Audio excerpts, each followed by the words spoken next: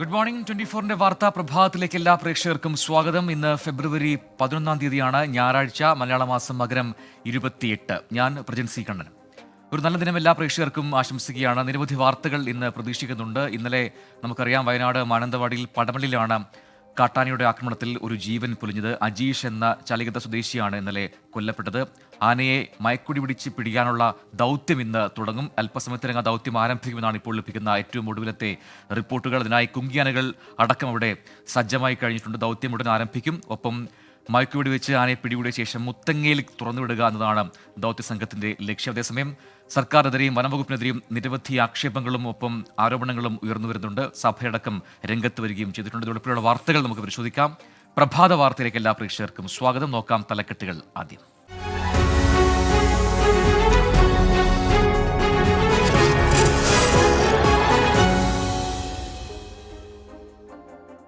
പ്രഭാത വാർത്തയിലേക്ക് വിശദമായി. വയനാട് മാനന്തവാടിയിൽ കാട്ടാന ആക്രമണത്തിൽ കൊല്ലപ്പെട്ട അജീഷിന്റെ മൃതദേഹം ഇന്ന് സംസ്കരിക്കും. ചാലിഗതിയിലെ വീട്ടിൽ പൊതുദർശനം നടക്കുകയാണ്. അതേസമയം ജനവാസ മേഖലയിൽ ഇറങ്ങിയ കാട്ടാന വനാതിർത്തി മേഖലയിൽ തന്നെ തുടരുകയുമാണ്. ആനയെ തുരത്താൻ രാത്രി വൈകി വനംവകുപ്പ് നടത്തിയ ശ്രമത്തിനെതിരെ നാട്ടുകാർ പ്രതിഷേധവുമായി രംഗത്തെത്തി. ആനയെ മയക്കുവെടി വെച്ച് പിടികൂടാനാണ് ഇപ്പോൾ വനംവകുപ്പിന്റെ നീക്കം. കുങ്കിയാനകളടക്കമുള്ള ദൗത്യ സംഘം മേഖലയിലെത്തി. മയക്കുവെടി വെച്ച് പിടികൂടിയാൽ ആനയെ മുത്തങ്ങയിലേക്ക് മാറ്റും. സജോ ദേവസ്വം നൽകും വയനാട്ടിലെ ചാലിഗദ്ദയിൽ നിന്നും ഏറ്റവും പുതിയ വിവരങ്ങൾ. സജോ, അജീഷിന്റെ സംസ്കാരം ഇന്ന് ഉച്ചയോടെ നടക്കുമെന്നാണ് ഇപ്പോൾ ലഭിക്കുന്ന വിവരങ്ങൾ.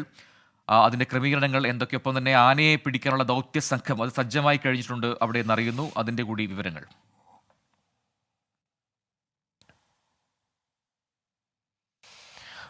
പ്രജിൻ ഉടൻ തന്നെ ഈ ദൗത്യത്തിലേക്ക് കടക്കും. അതായത് ആനയെ മയക്കുവെടി വെച്ച് പിടികൂടി മുത്തങ്ങയിലേക്ക് മാറ്റുക എന്നതാണ്. ഇന്നലെ രാത്രിയോടുകൂടി ആനയെ തുരത്താനുള്ളൊരു ശ്രമം വനം വകുപ്പ് നടത്തി. പക്ഷേ നാട്ടുകാരുടെ വലിയ പ്രതിഷേധം ആ ഘട്ടത്തിൽ നേരിട്ടു. അതായത് അതിനെ തുരത്തി കഴിഞ്ഞാൽ അത് വീണ്ടും ജനവാസ മേഖലയിലേക്ക് തിരികെ വരും. കാരണം കുറുവ ഭാഗത്തേക്കടക്കം നീങ്ങിയിട്ടുണ്ട്. ഈ നിലവിൽ ഈ ബേലൂർ മഖന എന്ന ആന നിലവിൽ ഈ ചാലിഗദ്ദ ഭാഗത്ത് തന്നെയുണ്ട്. അതായത് കുറുവയോടും ചാലിഗദ്ദയോടും ചേർന്ന്, അതായത് അജീഷ് കൊല്ലപ്പെട്ട വീടിനോട് ആ പ്രദേശത്തോട് ചേർന്ന വനാതിർത്തിയിൽ തന്നെ ഇപ്പോഴുമുണ്ട്. അതുകൊണ്ട് പുലർച്ചയോടുകൂടി ഈ ദൗത്യം അല്പസമയത്തിനൊക്കെ തന്നെ ഈ ദൗത്യം ആരംഭിക്കും എന്നാണ് നമ്മൾ മനസ്സിലാക്കുന്നത്. RRT സംഘം കഴിഞ്ഞ ദിവസം മുതൽ സ്ഥലത്ത് ക്യാമ്പ് ചെയ്യുന്നുണ്ട്. അകലമിട്ട് ആനയെ നിരീക്ഷിക്കുന്നുണ്ട്. ഒരു സുരക്ഷിതമായ സ്ഥാനത്തേക്ക് എത്തിച്ചതിന് ശേഷമായിരിക്കും, അതായത് മയക്കുവെടി വെക്കണമെങ്കിൽ അതിന് സുരക്ഷിതമായ ഒരു സ്ഥാനത്തേക്ക് എത്തിക്കേണ്ടതുണ്ട്. ആ ഒരു സ്ഥലത്തേക്ക് നീക്കാനുള്ള ശ്രമം, ആ ഒരു ഇടത്തേക്ക്, സുരക്ഷിതമായ ഒരു ഇടത്തേക്ക്, അനുയോജ്യമായ ഒരു സ്ഥലത്തേക്ക് ഇറക്കാനുള്ള നീക്കം, അതായത് ശബ്ദം ഉണ്ടാക്കിയോ മറ്റുമൊക്കെ ഇറക്കാനുള്ളൊരു നീക്കമാണ് ഇപ്പോൾ പുരോഗമിക്കുന്നത്. വെറ്റിനറി സംഘം വിപുലീകരിച്ചിട്ടുണ്ട്. ഡോക്ടർ അജീഷ് മോഹൻദാസിന്റെ നേതൃത്വത്തിലുള്ള ആ സംഘമാണ്. കൺസർവേഷൻ ബയോളജിസ്റ്റുകൾ അടക്കമുള്ള സംഘവും അക്കാര്യത്തിലുണ്ട്. അങ്ങനെ ഈ സംഘത്തെ തന്നെ വിപുലീകരിച്ചിട്ടുണ്ട്. കൂടുതൽ വെറ്റിനറി ഡോക്ടർമാരെ അടക്കം ഈ ടീമിൻ്റെ ഭാഗമാക്കിയിട്ടുണ്ട്. ഏതെങ്കിലും തരത്തിലുള്ള ബുദ്ധിമുട്ട് ഉണ്ടാകാതിരിക്കുന്നതിന് വേണ്ടി CCF മാനന്തവാടിയിൽ ക്യാമ്പ് ചെയ്യുന്നുണ്ട്, കാര്യങ്ങൾ നിയന്ത്രിക്കുന്നതിനൊക്കെ വേണ്ടി. ഇതിനിടെ അജീഷിൻ്റെ ഈ കാട്ടാനക്കലിയിൽ അജീഷിൻ്റെ ജീവൻ നഷ്ടമായത് മലയോര മേഖലയിൽ, സംസ്ഥാനത്താകെ, മലയോര മേഖലയിൽ പ്രത്യേകിച്ചും സംസ്ഥാനത്താകെയും എല്ലാവരെയും നടുക്കിയൊരു സംഭവമാണ്. വീട്ടുമുറ്റത്താണ് അജീഷ് കൊല്ലപ്പെടുന്നത്. സ്വാഭാവികമായി അതിൻ്റെ പ്രതിഷേധമൊക്കെ കഴിഞ്ഞ ദിവസം ഇന്നലെ മാനന്തവാടി മുഴുവൻ കണ്ടു. മാനന്തവാടി ആകെ സ്തംഭിപ്പിച്ചാണ് മണിക്കൂറുകൾ നീണ്ട പ്രതിഷേധമൊക്കെ അവിടെ നടത്തിയത്. അതുകൊണ്ട് ഈ മേഖലയിൽ ഇനിയും ഇത്തരം സാധ്യതകളൊക്കെയുണ്ട്. അതൊക്കെ കുറേ കൂടി ജാഗ്രതയോടുകൂടി ഈ വിഷയങ്ങളെല്ലാം കൈകാര്യം ചെയ്യണമെന്ന ആവശ്യമൊക്കെ വരുന്നുണ്ട്. ഏതായാലും ഇപ്പോൾ പ്രഥമ പരിഗണന ഈ ദൗത്യത്തിനാണ്. ഇതിനുശേഷമുള്ള കാര്യങ്ങളെക്കുറിച്ചൊക്കെ നാട്ടുകാർക്ക് പലവിധ അഭിപ്രായങ്ങളുണ്ട്. അവരുടെ പ്രതിഷേധങ്ങളൊക്കെ കഴിഞ്ഞ ദിവസത്തെ പ്രതിഷേധത്തോടുകൂടി അവസാനിച്ചു എന്ന് കരുതുക വയ്യ. അത്തരം നടപടികൾ ഇപ്പോൾ തൽക്കാലം അടിയന്തരമായി ചെയ്യേണ്ടത്. കാരണം നേരത്തെ തുരത്തിയാൽ അത് തിരികെ കാട് കയറി പൊയ്ക്കൊള്ളും എന്ന നിലപാടൊക്കെ ചില ഉദ്യോഗസ്ഥരെ സംബന്ധിച്ചിടത്തോളം എങ്കിലും ഉണ്ടായിരുന്നു. പക്ഷേ അങ്ങനെ വേണ്ട, അത് വീണ്ടും മടങ്ങി വരാനുള്ള സാധ്യതയുണ്ട്. അത് പരിഗണിച്ചുകൊണ്ട് പിടിച്ചു മാറ്റുക, അതായത് മയക്കുവെടി വെച്ച് പിടികൂടി മാറ്റുക എന്നത് മാത്രമാണ് പോകുമ്പോഴേ, അതല്ലെങ്കിൽ കൂടുതൽ പേരുടെ ജീവനും സ്വത്തിനുമൊക്കെ അത് ഭീഷണിയായി തുടരും എന്ന ആശങ്കയാണ് നാട്ടുകാർ പങ്കുവയ്ക്കുന്നത്. അതിനുശേഷമുള്ള സ്വീകരിക്കേണ്ട നടപടികൾ സംബന്ധിച്ചും, അതായത് ഈ ആനയെ മാറ്റിയാലും സ്വീകരിക്കേണ്ട നടപടികൾ സംബന്ധിച്ചും ഇപ്പോൾ തന്നെ ചർച്ചകളൊക്കെ നടക്കുന്നുണ്ട്. അതോടൊപ്പം തന്നെ ഏതെല്ലാം തരത്തിൽ കേരള വനം വകുപ്പിനാണോ കർണാടക വനം വകുപ്പിനാണോ വീഴ്ചയുണ്ടായത്, ആരുടെ ഭാഗത്താണ് യഥാർത്ഥത്തിൽ ശരി, കേരളം കർണാടകയെ പഴിക്കുന്നു, കർണാടകം പ്രത്യേകിച്ച് ഇക്കാര്യത്തിൽ നിലപാട് വ്യക്തമാക്കേണ്ട ആവശ്യം അവർക്കില്ലാത്തതുകൊണ്ടാകാം പ്രത്യേകിച്ചൊന്നും പറയുന്നില്ല. അത്തരം വിഷയങ്ങളിലുമൊക്കെ വ്യക്തത വരേണ്ടതാണ്. കാരണം തുടർന്നും ഇത്തരം സംഭവങ്ങൾ ആവർത്തിക്കാതിരിക്കാൻ അങ്ങനെ ഒരു കമ്മ്യൂണിക്കേഷൻ ഗ്യാപ്പ് ഉണ്ടെങ്കിൽ അത് പരിഹരിക്കേണ്ടതുമാണ്. സജോ ദേവസ്യാണ് വയനാട്ടിൽ നിന്ന് വിശദാംശങ്ങൾ നൽകിയത്. വന്യമൃഗങ്ങളുടെ ആക്രമണത്തിൽ മനുഷ്യജീവൻ നഷ്ടപ്പെടുന്നത് അംഗീകരിക്കാൻ കഴിയില്ലെന്ന് സിറോ മലബാർ സഭ major archbishop Mar Raphael Thattil. വന്യമൃഗശല്യത്തിന് പരിഹാരം കാണാനുള്ള പദ്ധതികൾ തയ്യാറാക്കുന്നതിലെ സർക്കാരിന്റെ മെല്ലെപ്പോക്ക് ജനങ്ങളോടുള്ള നിസ്സംഗതയെന്നും വിമർശനം ഉന്നയിക്കുന്നു. എബിൻ ജോസ് നൽകും കൊച്ചിയിൽ നിന്നും അതിന്റെ വിശദാംശങ്ങൾ. എബിൻ, വിവരങ്ങൾ. പ്രജിൻ, മാനന്തവാടിയിൽ കാട്ടാനയുടെ ആക്രമണത്തിൽ അജീഷ് കൊല്ലപ്പെട്ടതിന് പിന്നാലെയാണ് സിറോ മലബാർ സഭയുടെ അധ്യക്ഷനായ മാർ റാഫി തട്ടിലിന്റെ സർക്കാരിനെതിരെ രൂക്ഷമായ ഭാഷയിൽ വിമർശനം ഉന്നയിക്കുന്നത്. ഈ വന്യജീവി ആക്രമണത്തിൽ നിരന്തരം ആളുകൾ കൊല്ലപ്പെടുന്ന സാഹചര്യമുണ്ട്. അതുകൊണ്ട് തന്നെ ഫലപ്രദമായ പദ്ധതികൾ ഇതിൽ രൂപീകരിക്കണം. അതോടൊപ്പം തന്നെ ഈ ഇന്നലെ മാനന്തവാടിയിൽ കാട്ടാന ഇറങ്ങിയത്, റേഡിയോ കോൾ ഘടിപ്പിച്ച് കാട്ടാനയാണ് ഇറങ്ങിയത്. ഇതിൽ ഏതെങ്കിലും തരത്തിൽ വീഴ്ചകൾ ഉണ്ടായിട്ടുണ്ടെങ്കിൽ ഈ ഉദ്യോഗസ്ഥർക്കെതിരെ ഫലപ്രദമായ മാതൃകാപരമായ നടപടി സ്വീകരിക്കണമെന്നും സിറോ മലബാർ സഭയുടെ അധ്യക്ഷൻ പറയുന്നു. മലയോര മേഖലയിൽ നിരന്തരം വന്യജീവി ആക്രമണമുണ്ട്, കൃഷി നശിപ്പിക്കുന്ന അടക്കം ഉണ്ടാവുന്നുണ്ട്, ജനങ്ങൾക്ക് നേരെ ആക്രമണം ഉണ്ടാവുന്നുണ്ട്. ഇത് നേരിടാൻ ഫലപ്രദമായ പദ്ധതി തയ്യാറാക്കുന്നതിൽ സർക്കാർ വൈകുന്നുണ്ട്. ഇത് ജനങ്ങളോടുള്ള നിസ്സംഗതയായി കണക്കാക്കപ്പെടും എന്നുമാണ് അദ്ദേഹം പറഞ്ഞു വെക്കുന്നത്. ഏതായാലും രൂക്ഷമായ ഭാഷയിലാണ് ഈ വന്യജീവി ആക്രമണത്തിൽ സർക്കാരിന്റെ ഭാഗത്തുനിന്ന് വീഴ്ച ഉണ്ടാകുന്നുണ്ട് എന്നുമാണ് സിറോ മലബാർ സഭയുടെ അധ്യക്ഷൻ ചൂണ്ടിക്കാണിക്കുന്നത്. ശരി, എബിൻ ജോസ് ആണ് വിവരങ്ങൾ നൽകിയത്. മറ്റു വാർത്തകളിലേക്ക്. സീറ്റ് വിഭജന ചർച്ചകൾ പൂർത്തിയാക്കുന്നതിന് പിന്നാലെ CPIM സംസ്ഥാന കമ്മിറ്റി യോഗം ഇന്നും നാളെയും തിരുവനന്തപുരത്ത് ചേരും. കേന്ദ്ര കമ്മിറ്റി യോഗത്തിന്റെ റിപ്പോർട്ടിംഗ് ആണ് പ്രധാന അജണ്ടയെങ്കിലും തെരഞ്ഞെടുപ്പ് മുന്നൊരുക്കങ്ങളും ചർച്ചയാകും. സ്ഥാനാർത്ഥി സാധ്യതകളും തെരഞ്ഞെടുപ്പിൽ സ്വീകരിക്കേണ്ട നയങ്ങളും ചർച്ച ചെയ്യും. CPI സംസ്ഥാന കൗൺസിലും ഇന്ന് തിരുവനന്തപുരത്ത് ചേരുന്നുണ്ട്. ബജറ്റിൽ CPI മന്ത്രിമാരുടെ വകുപ്പുകളെ അവഗണിച്ചതിനെതിരായ വിമർശനങ്ങൾ ഇന്നും യോഗത്തിൽ ഉയർന്നേക്കും. സലീം മാലിക് നൽകും തിരുവനന്തപുരത്ത് നിന്ന് വിശദാംശങ്ങൾ. സലീം, തെരഞ്ഞെടുപ്പ് ഒരുക്കങ്ങളിലേക്ക് കടക്കുകയാണ്. പ്രധാനമായും CPIM-ഉം CPI-യും ആരൊക്കെ എവിടെയൊക്കെ മത്സരിക്കണമെന്ന് സംബന്ധിച്ച് ഒരു പ്രാഥമിക ധാരണ പാർട്ടികൾക്കുണ്ടോ? ഒപ്പം ഇന്ന് പ്രധാനമായും ചർച്ചയാവുക എന്തൊക്കെയായിരിക്കും യോഗങ്ങളിൽ?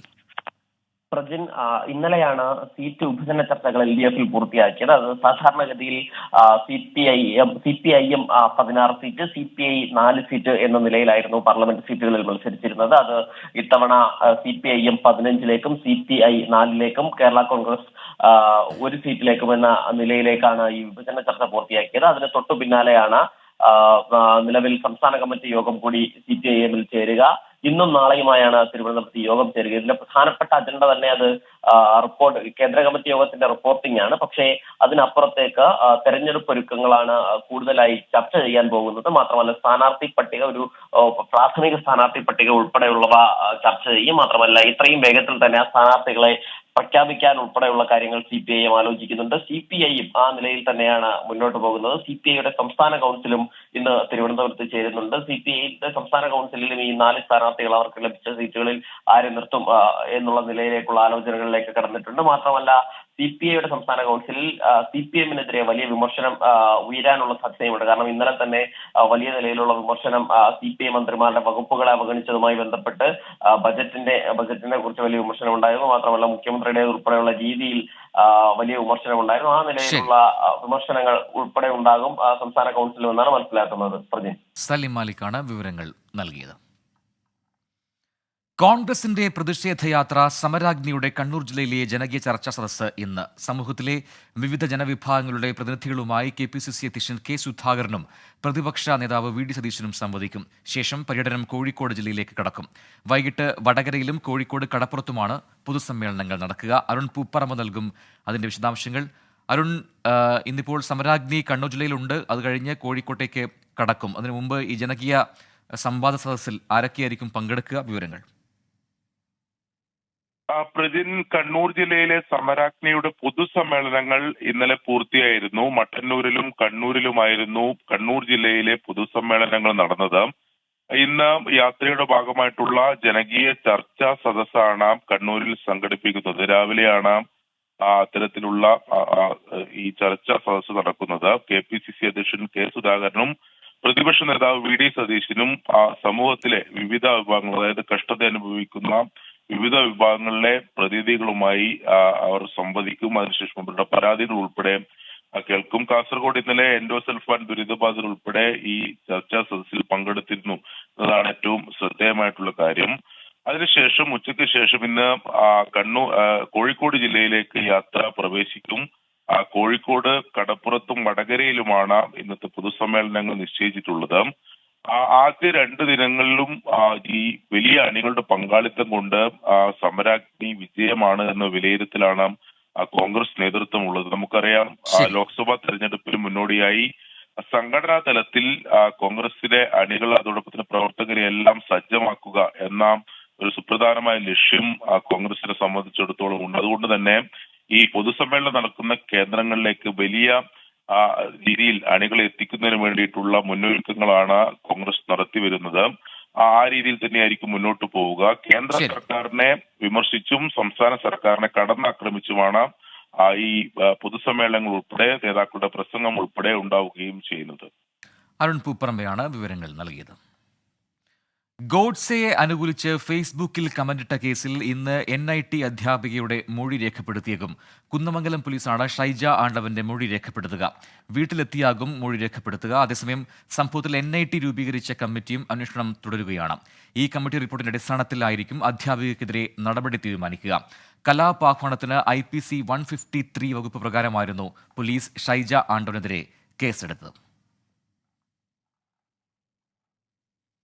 ഏഷ്യയിലെ ഏറ്റവും വലിയ ക്രൈസ്തവ കൂട്ടായ്മയായ മരാമൺ കൺവെൻഷന് ഇന്ന് പമ്പാ തീരത്ത് തുടക്കമാകും.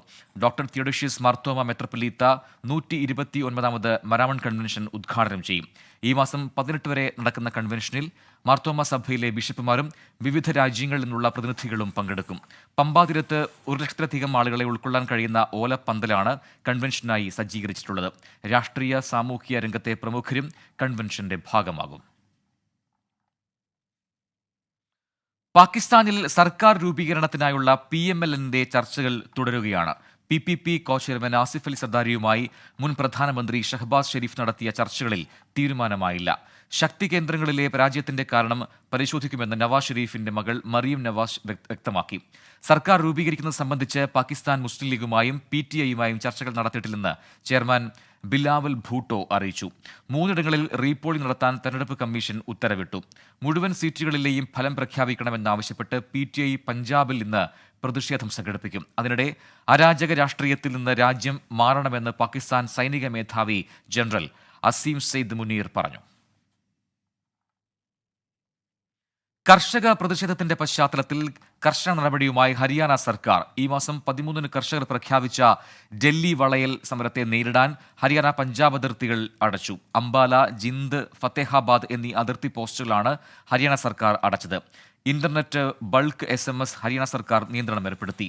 അംബാല, കുരുക്ഷേത്ര, കൈതൾ, ഹിന്ദ്, ഹിസാർ, ഫത്തേഹാബാദ്, സിർസ എന്നീ ജില്ലകളിലാണ് നിയന്ത്രണം ഏർപ്പെടുത്തിയത്. ഇന്ന് രാവിലെ 6 മണി മുതൽ ഈ മാസം 13-ന് രാത്രി 12 വരെയാണ് നിയന്ത്രണം. സംയുക്ത കിസാൻ മോർച്ച, നോൺ പൊളിറ്റിക്കൽ കിസാൻ മസ്ദൂർ മോർച്ച എന്നിവരാണ് ഡൽഹി വളയൽ ആഹ്വാനം ചെയ്തിരിക്കുന്നത്. 200ഓളം കർഷക സംഘടനകൾ പ്രതിഷേധത്തിന്റെ ഭാഗമാകും. 2020-ലെ കർഷക സമരത്തിന് സമാനമായ തയ്യാറെടുപ്പുകളോടെയാണ് കർഷകർ സമരത്തിനായി ഒരുങ്ങുന്നത്. അശാസ്ത്രീയമായ നിർമ്മാണത്തെ തുടർന്ന് മരണക്കെണിയായിരിക്കുകയാണ് മാവേലിക്കര ഇറവങ്കര ജംഗ്ഷൻ. കഴിഞ്ഞ 6 മാസത്തിനിടെ 3 പേരാണ് ഇവിടെ അപകടത്തിൽ മരിച്ചത്. അപകടം പതിവായിട്ടും മുന്നറിയിപ്പ് ബോർഡുകൾ പോലും സ്ഥാപിച്ചിട്ടില്ല. മാവേലിക്കര പന്തളം റോഡിൽ അപകട സാധ്യത ഏറെയുള്ള ഭാഗമാണ് ഇറവങ്കര. കൂടാതെ 6 റോഡുകൾ സംഗമിക്കുന്ന മേഖല കൂടിയാണിത്. നവീകരിച്ച റോഡിലൂടെ അതിവേഗത്തിലാണ് വാഹനങ്ങൾ പായുന്നത്. എന്നാൽ വേണ്ട സിഗ്നൽ സംവിധാനങ്ങളും മുന്നറിയിപ്പ് ബോർഡുകളുമില്ല. റോഡ് നിർമ്മാണം തന്നെ അശാസ്ത്രീയമാണെന്നാണ് നാട്ടുകാർ പറയുന്നത്. കഴിഞ്ഞ 3 മാസക്കാലമായിട്ട് നിരവധി ചെറുതും വലുതായിട്ട് അപകടങ്ങൾ സംഭവിച്ച ഒരു ജംഗ്ഷനാണിത്. 3 മരണങ്ങൾ സംഭവിക്കുകയും നിരവധി അപകടങ്ങൾ സംഭവിക്കുകയും ചെയ്തു. അടിസ്ഥാനപരമായിട്ട് ഈ റോഡിൽ ഇപ്പോൾ ആവശ്യം റിഫ്ലക്ടറും ഇതിനെ ജനങ്ങൾക്ക് തിരിച്ചറിയാനുള്ള, വാഹനം ഡ്രൈവ് ചെയ്ത് വരുന്നവർക്ക് തിരിച്ചറിയാൻ ഇതൊരു ആക്സിഡൻറ്റ് സോണാണെന്ന് തിരിച്ചറിയാനുള്ള സിഗ്നൽസ് ബോർഡുകളും മറ്റ് കാര്യങ്ങളുമാണ് വേണ്ടത്. മുൻപ് സ്പീഡ് ബ്രേക്കർ ഉണ്ടായിരുന്നുവെങ്കിലും റോഡ് നവീകരണത്തിന്റെ ഭാഗമായി അത് നീക്കം ചെയ്തതോടെ വാഹനങ്ങളുടെ മരണപ്പാച്ചിൽ വർദ്ധിച്ചു. കൂടാതെ ഇരുവശങ്ങളിലും റോഡിൽ നിന്ന് ഉയർന്നു നിൽക്കുന്ന ഓടകൾ കൂടി നിർമ്മിച്ചതോടെ ജംഗ്ഷനിൽ റോഡിന്റെ വീതി കുറഞ്ഞതായി നാട്ടുകാർ പറയുന്നു. ഈ ഒരു കൺസ്ട്രക്ഷന് ശേഷം ഈ ഓടകൾ ഇത്ര പൊക്കി ഇരുവശങ്ങളും പണിതതിൻ്റെ ഫലമായിട്ട് ഈ കടകളിലേക്ക്, സമീപത്തെ ഈ കടകളിലേക്ക് വരണമെന്നുണ്ടെങ്കിൽ വണ്ടി പാർക്ക് ചെയ്യാൻ പറ്റുന്നില്ല. ഇപ്പം തന്നെ നമ്മുടെ വണ്ടി ഇവിടെ വെച്ചിരിക്കുന്നതിന് തൊട്ടപ്പുറത്ത് തന്നെ ഈ ബസ് നിൽക്കുമ്പോൾ നമുക്ക് ഇവിടെ വണ്ടി വെച്ചിട്ടും അകത്തോട്ട് പോകാൻ പറ്റത്തില്ല. ടാറിംഗ് നിരപ്പിൽ നിന്ന് ഓട ഉയർന്നു നിൽക്കുന്നതിനാൽ അത്യാവശ്യ ഘട്ടത്തിൽ ഇരുചക്ര വാഹനങ്ങൾക്ക് വാഹനം ഒതുക്കാൻ പറ്റാത്ത അവസ്ഥയുമാണ്. നടപ്പാതയിൽ ഭാഗത്തൂടെ പോകുന്ന പാത്തി അടച്ചിരിക്കുന്നത്, അതിൻ്റെ മേൽ കൂടെയാണ് നടപ്പാതയും പോകുന്നത്. അപ്പോൾ ഇതുവഴി കയറിയാണ് പല വാഹനങ്ങളും അപകടത്തിൽപ്പെട്ട് മരണങ്ങൾ ഉണ്ടാകും. ഇവിടുത്തെ അപകടങ്ങൾ ഒഴിവാക്കാൻ ആവശ്യമായ സിഗ്നലുകൾ എത്രയും വേഗം ഈ ഭാഗങ്ങളിൽ സ്ഥാപിച്ചെങ്കിൽ മാത്രമേ അപകടങ്ങൾ ഒഴിവാകൂ. പലതവണ പരാതി നൽകിയിട്ടും ഒരു പരിഹാരവുമില്ല. ഇനിയും അധികാരികൾ ഇടപെട്ടില്ലെങ്കിൽ ഇറവങ്കരയിൽ അപകടങ്ങളിൽ ഇനിയും ജീവനുകൾ പൊലിയും. 24 മാവേലിക്കര. തൊടുപുഴയിൽ പട്ടയത്തിനായി സമരം ചെയ്ത അമ്മിണിയമ്മയ്ക്ക് നീതി ഇനിയും അകലെ. പട്ടയത്തിന് അർഹത ഉണ്ടെന്ന് തഹസിൽദാർ ജില്ലാ കളക്ടർക്ക് റിപ്പോർട്ട് നൽകിയെങ്കിലും നടപടികൾ എങ്ങുമെത്തിയില്ല. താലൂക്ക് സർവേയുടെ നേതൃത്വത്തിൽ ഭൂമി അളന്ന് തിട്ടപ്പെടുത്തിയെങ്കിലും റിപ്പോർട്ടിൽ വ്യക്തതയുമില്ല. റവന്യൂ മന്ത്രി ഇടപെടണമെന്നാണ് അമ്മിണിയമ്മയുടെ ആവശ്യം. പട്ടയത്തിനു വേണ്ടിയുള്ള അമ്മിണിയമ്മയുടെ താലൂക്ക് ഓഫീസിന് മുൻപിലെ ഒറ്റയാൾ പോരാട്ടത്തിനു പിന്നാലെ റവന്യൂ വകുപ്പ് പ്രാഥമിക നടപടികൾ തുടങ്ങിയതാണ്. അയൽവാസിയായ ആരോപണ വിധേയന്റെ സ്ഥലം റവന്യൂ സംഘം അളന്നു. അമ്മിണിയമ്മ അവകാശവാദം ഉന്നയിക്കുന്ന സ്ഥലമടക്കം 54 സെന്റ് തരിശുഭൂമി കണ്ടെത്താനാണ് സർവേ നടത്തിയത്. അമ്മിണിയമ്മയുടെ ഭർത്താവിനെ സംസ്കരിച്ചിരിക്കുന്ന സ്ഥലവും ഇതിൽ ഉൾപ്പെടും. എന്നാൽ സർവേ റിപ്പോർട്ടിൽ വ്യക്തതയില്ലാത്തതാണ് പ്രധാന വെല്ലുവിളി. ഉദ്യോഗസ്ഥരുടെ ഒത്തുകളിയാണെന്നും നീതി ലഭിച്ചില്ലെങ്കിൽ പ്രതിഷേധം ശക്തമാക്കുമെന്നും അമ്മിണിയമ്മ പറഞ്ഞു. എനിക്ക് ഈ റിപ്പോർട്ട് താലൂക്കിൽ നിന്നും വില്ലേജിൽ നിന്ന് കിട്ടുന്നവരെ ഞാൻ പോയി സമരമായിരിക്കും ഇവിടെ. അല്ലാതെ ഞാൻ പുറകോട്ട് മാറില്ല. എനിക്കുള്ള വീതം എൻ്റെ വീതം കിട്ടണം. എനിക്ക് ഗവൺമെൻറ് 1600 രൂപ പെൻഷൻ തന്നാലേ ഉള്ളൂ. അല്ല എനിക്ക് വേറൊരു മാർഗ്ഗമില്ല. നല്ലൊരു വീട് പോലും ഇല്ല. ഞാൻ അവിടെ കിടന്ന് മരിച്ചാലും ശരി ഞാൻ താലൂക്കിൽ പോയി തഹസിൽദാരുടെ അടുത്ത് പോയി തഹസിൽദാരും വില്ലേജ് ചെയ്ത് ഒത്തുകളി നടത്തണമെന്ന് ഇപ്പോൾ എനിക്ക് മനസ്സിലായി. അല്ലെങ്കിൽ ഇത്രയും ദിവസവും വേണ്ടായിരുന്നു ഈ റിപ്പോർട്ട് കിട്ടാൻ. 2020 അമ്മിണിക്ക് പട്ടയം നൽകാമെന്ന് ആലക്കോട് വില്ലേജ് ഓഫീസർ റിപ്പോർട്ട് നൽകിയിരുന്നു. എന്നാൽ താലൂക്ക് ഓഫീസിലെ ചില ജീവനക്കാർ ഈ റിപ്പോർട്ട് പൂഴ്ത്തിയെന്നും ആക്ഷേപമുണ്ട്. പുതിയ സർവേ റിപ്പോർട്ടിൽ വ്യക്തത വരുത്തിയ ശേഷം തുടർ നടപടികൾ സ്വീകരിക്കുമെന്നാണ് തഹസിൽദാരുടെ വിശദീകരണം. 24 ഇടുക്കി. മൂവാറ്റുപുഴ കടവൂരിലെ നാട്ടുകാരുടെ കൂട്ടായ്മയ്ക്കൊപ്പം 24 കണക്റ്റും കൈകോർത്തപ്പോൾ യാഥാർത്ഥ്യമായത് ഒരു കുടുംബത്തിന്റെ വീട് എന്ന സ്വപ്നമാണ്. അകാലത്തിൽ അന്തരിച്ച ഷെറു ജോർജിന്റെ കുടുംബത്തിന് കേവലം 100 ദിവസം കൊണ്ടാണ് കരുതലിന്റെ തണലുറങ്ങിയത്.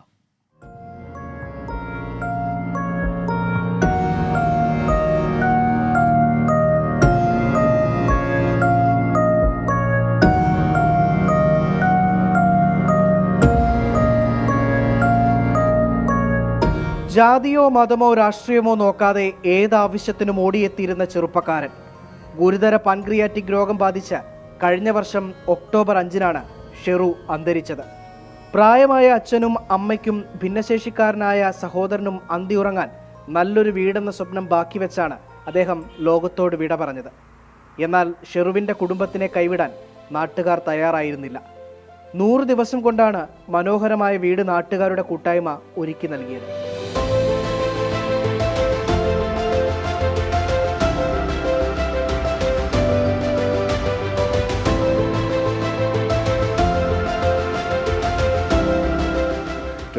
ന്യൂസിൽ ഏറ്റവും ആദ്യം തന്നെ ഈ ന്യൂസ് കൊടുത്തതുകൊണ്ട് ഒത്തിരി ആളുകൾക്ക് അത് വിശ്വസനീയമായിട്ട് ആ ന്യൂസ് ആളുകളിലേക്ക് എത്തുകയും അന്ന് തന്നെ ഒരു ദിവസം തന്നെ നമുക്ക് ഒത്തിരി ഫണ്ട് അതുവഴി വരികയും ചെയ്തു. നമ്മൾ അന്ന് പറഞ്ഞിരുന്ന 8 ലക്ഷം രൂപയോളം ചിലവ് വരുന്നൊരു വീടായിരിക്കുന്ന അന്ന് 24 റിപ്പോർട്ട് ചെയ്തിട്ടുള്ള ന്യൂസ് തന്നെയായിരുന്നു. പക്ഷേ അതിൽ കൂടുതൽ നമുക്ക് ഈ വീട് മുഴുവൻ പൂർത്തീകരിച്ചപ്പോൾ ഏകദേശം 14 ലക്ഷം രൂപയോളം ചിലവ് വന്നിട്ടുണ്ട്. വളരെ മനോഹരമായിട്ട് ആ വീട് പൂർത്തീകരിക്കാൻ സാധിച്ചു. 24 ന്യൂസിൽ അതിൻ്റെ പിന്നിൽ പ്രവർത്തിച്ച എല്ലാ അണിയറ പ്രവർത്തകർക്കും പ്രത്യേകം നന്ദി പറയുകയാണ്. നാട്ടുകാരുടെ കൂട്ടായ്മയ്ക്കൊപ്പം 24 കണക്റ്റും ചേർന്നു. 24-ൽ വാർത്ത വന്നതിന് പിന്നാലെ ഷെറുവിന് വേണ്ടി വീട് നിർമ്മിച്ചു നൽകുന്ന കൂട്ടായ്മയ്ക്ക് നിരവധി സഹായങ്ങൾ ലഭിച്ചു. 14 ലക്ഷം രൂപ ചെലവിലാണ് പുതിയ വീട് ഷെറുവിൻ്റെ കുടുംബത്തിന് നിർമ്മിച്ചു നൽകിയിരിക്കുന്നത്. 24 ഇടുക്കി. ശൈത്യകാലം ആഘോഷമാക്കുകയാണ് കശ്മീരിലെത്തുന്ന വിനോദസഞ്ചാരികൾ. മഞ്ഞ് മൂടിക്കിടക്കുന്ന താഴ്വരകളിലേക്ക് ടൂറിസ്റ്റുകളുടെ ഒഴുക്കാണ്. നമുക്കിനി കശ്മീരിന്റെ ഭംഗി ആസ്വദിക്കാം.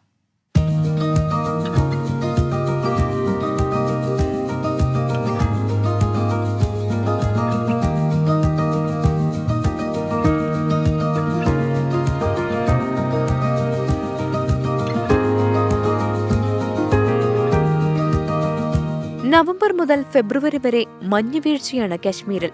മിക്കയിടത്തും 0-ന് താഴെയാണ് താപനില.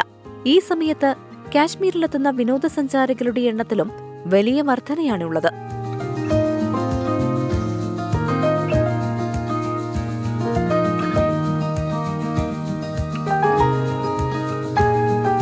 ഏതാനും മാസങ്ങളായി അനുഭവപ്പെട്ട വരണ്ട കാലാവസ്ഥയ്ക്ക് അവസാനമിട്ട് മിക്കയിടത്തും മഞ്ഞുവീഴ്ച തുടങ്ങി. തൂവെള്ള മഞ്ഞു പുതച്ച കാശ്മീർ അങ്ങനെ സഞ്ചാരികളുടെ മനം നിറയ്ക്കുന്നു. മഞ്ഞുബോളുകളുണ്ടാക്കി വാരിയെറിഞ്ഞ് വിനോദസഞ്ചാരികളും കാശ്മീരിന്റെ ഭംഗി ആസ്വദിക്കുകയാണ്.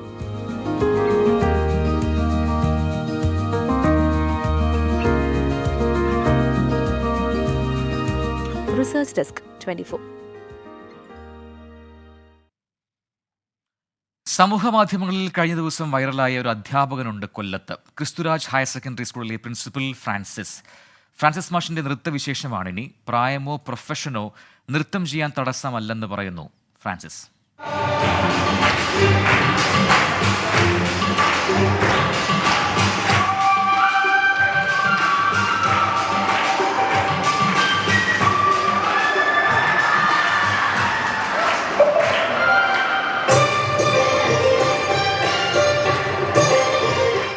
സാമൂഹ്യ മാധ്യമങ്ങളിൽ മിന്നും താരമായി മാറിയിരിക്കുകയാണ് ക്രിസ്തുരാജ് സ്കൂളിലെ പ്രധാന അധ്യാപകനായി വിരമിക്കുന്ന ഫ്രാൻസിസ് ജി.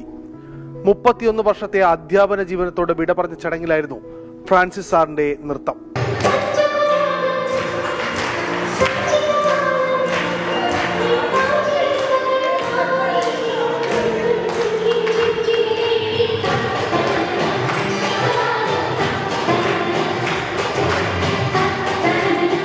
വിരമിക്കൽ സഹപ്രവർത്തകർ കെങ്കേമമാക്കിയപ്പോൾ തന്റെ സഹപ്രവർത്തകർക്കൊപ്പം ചേർന്ന ഫ്രാൻസിസ് സാറും സ്റ്റെപ്പിട്ടു. അതങ്ങ് വൈറലായി. എല്ലാവരും ആഗ്രഹിക്കുന്നതല്ലേ, അതുകൊണ്ട് 2-3 സ്റ്റെപ്പ് വെക്കാം എന്ന് പറഞ്ഞപ്പോൾ ധൈര്യത്തോടു കൂടി കയറി ആ സെക്കൻഡിൽ കിട്ടിയ പാട്ട്, ടീച്ചേഴ്സ് തന്നെ സെലക്ട് ചെയ്ത പാട്ട്, ഒരു ചിന്തയും ഇല്ലാതെ അല്പം പോലും ആലോചിക്കാതെ എനിക്ക് തന്നതായിട്ടുള്ള ദൈവത്തിന്റെ കഴിവുള്ളത് കൊണ്ട് അതിന് ചുവട് വെക്കുകയായിരുന്നു. 10 വർഷമായി കൊല്ലം ക്രിസ്തുരാജ് സ്കൂളിലെ പ്രിൻസിപ്പളാണ് ഫ്രാൻസിസ്. 2ാം ക്ലാസ് മുതൽ ഡിഗ്രി വരെ നൃത്തം പരിശീലിച്ചിട്ടുണ്ട്. ചെറുപ്പത്തിൽ കലാപ്രവർത്തനത്തിലും സജീവമായിരുന്നു. വൈറൽ നൃത്തത്തെക്കുറിച്ച് സഹപ്രവർത്തകർക്ക് പറയാനുള്ളത് ഇങ്ങനെ: കലാമേഖലയിൽ മാത്രമല്ല, മൊത്തം തലത്തിലും ഈ സ്കൂളിന് ഒരു ഉന്നതിയിലേക്ക് എത്തുന്നതിന് സാറിന്റെ പങ്ക് വളരെ വലുതാണ്. കുട്ടികളുടെ ഇടയിൽ സാറെന്ന് പറഞ്ഞാൽ കുട്ടികൾ എല്ലാവർക്കും നല്ല ജീവനാണ്.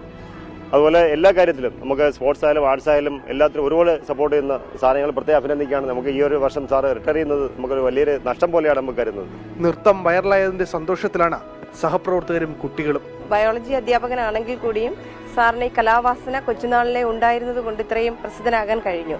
പിന്നീടുള്ളത് ഒരു അധ്യാപകനായതുകൊണ്ടാണ് സാറിന് ഇത്രയും പ്രസിദ്ധി കിട്ടിയത്. കാരണം വിദ്യാർത്ഥികൾ എന്ന് പറയുന്ന ഒരു വലിയ ശിഷ്യസമ്പത്ത് വേറെ ഏത് പ്രൊഫഷനിലാണെങ്കിലും അത്രയും ഒരു പ്രസിദ്ധി കിട്ടുകയില്ല.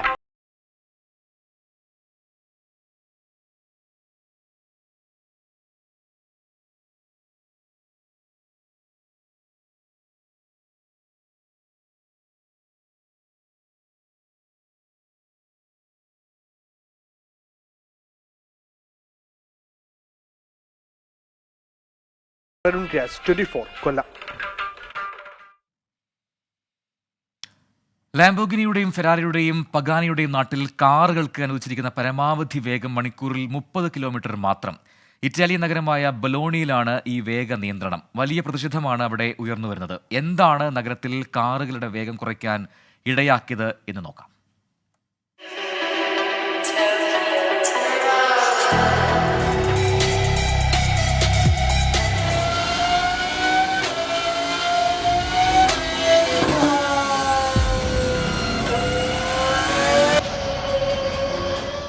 ലോകത്തെ അതിവേഗ സൂപ്പർ കാറുകളായ ലംബോർഗിനിയും ഫെരാരിയും പഗാനിയും ഒക്കെ നിർമ്മിക്കുന്നത് ഇറ്റാലിയൻ നഗരമായ ബൊലോണിയിലാണ്. വേഗമുള്ള കാറുകൾ നിർമ്മിക്കുന്ന നഗരത്തിൽ പക്ഷേ ഇപ്പോൾ വാഹനങ്ങളുടെ വേഗപരിധി മണിക്കൂറിൽ 30 കിലോമീറ്റർ മാത്രം. നഗരത്തിന്റെ സുരക്ഷിതത്വവും ജനങ്ങളുടെ മെച്ചപ്പെട്ട ജീവിതവും മുൻനിർത്തിയാണ് വേഗപരിധി മണിക്കൂറിൽ 30 കിലോമീറ്ററായി ചുരുക്കിയതെന്നാണ് ബൊലോണി മേയർ മറ്റിയോ ലെപ്പോർ പറയുന്നത്. 2021 മേയർ തെരഞ്ഞെടുപ്പിൽ മത്സരിക്കുമ്പോൾ മറ്റിയോയുടെ വാഗ്ദാനം നഗരത്തിൽ വാഹനങ്ങളുടെ വേഗം കുറയ്ക്കുമെന്നായിരുന്നു. 2022 ഗ്രേറ്റർ ബെലോണി നഗരത്തിൽ വാഹന അപകടങ്ങളിൽ 60ഓളം പേരാണ് കൊല്ലപ്പെട്ടത്. കാറുകളുടെ വേഗത്തേക്കാൾ വൃദ്ധരുടെയും കുട്ടികളുടെയും സുരക്ഷിതത്വത്തിനാണ് മുൻഗണനയെന്നാണ് മേയർ പറയുന്നത്. സൂപ്പർ കാറുകളുടെ നാട്ടിൽ കാറുകൾ ഇഴയുന്നതിനെതിരെ വിദ്യാർത്ഥികളും ടാക്സി ഡ്രൈവർമാരുമൊക്കെ സമൂഹ മാധ്യമങ്ങളിൽ പ്രതിഷേധം തുടങ്ങിക്കഴിഞ്ഞു. Research desk 24. ഇനി കായിക വാർത്തകൾ നോക്കാം. കൗമാര ക്രിക്കറ്റിലെ വിശ്വജേതാക്കളെ ഇന്നറിയാം. അണ്ടർ 19 ക്രിക്കറ്റ് ലോകകപ്പിന്റെ ഫൈനലിൽ ഇന്ത്യ ഓസ്ട്രേലിയയെ നേരിടും. 6ാം ലോക കിരീടം ലക്ഷ്യമിട്ടാണ് ടീം ഇന്ത്യ ഇറങ്ങുന്നത്. ആതിഥേയരായ ദക്ഷിണാഫ്രിക്കയെ തോൽപ്പിച്ചാണ് ഉദയ് സഹ്റാന്റെ നേതൃത്വത്തിലുള്ള സംഘം കലാശപ്പോരിന് യോഗ്യത നേടിയത്. മുഷീർ ഖാൻ, സച്ചിൻ തെസ് എന്നിവരാണ് ബാറ്റിംഗ് നിരയിലെ കരുത്ത്. ഫൈനലിന് മുൻപ് 2 തവണ നേർക്കുനേർ ഏറ്റുമുട്ടിയപ്പോൾ ഇന്ത്യക്കായിരുന്നു വിജയം. ഉച്ചയ്ക്ക് 1:30 സഹാറ പാർക്കിലാണ് മത്സരം. പ്രഭാത വാർത്ത പൂർത്തിയാവുന്നു. എല്ലാ പ്രേക്ഷകർക്കും ഒരിക്കൽ കൂടി ഒരു നല്ല ദിനം ആശംസിക്കുന്നു. ഇനി മണിക്കൂറിലെ 100 വാർത്തകളുമായി 100 ന്യൂസിൽ ഗോപിക സുരേഷ് ചേരും. നമസ്കാരം.